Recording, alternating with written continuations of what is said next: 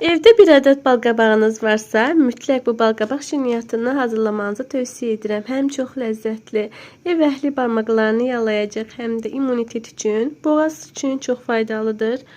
Və keçək hazırlanmasına. Balqabaqları doğrayıram. Üzerini və aşağı hissəsini təmizləyirəm və istədiyimiz formada doğrayırıq və bir qaba əlavə edirəm.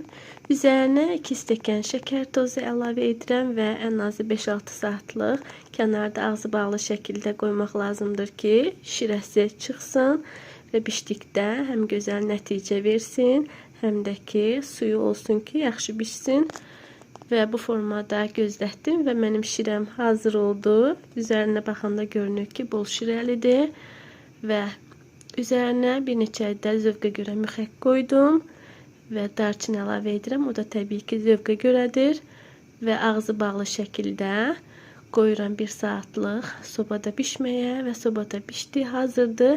Və şirəsindən üzərinə hər bir tərəfinə əlavə edirəm.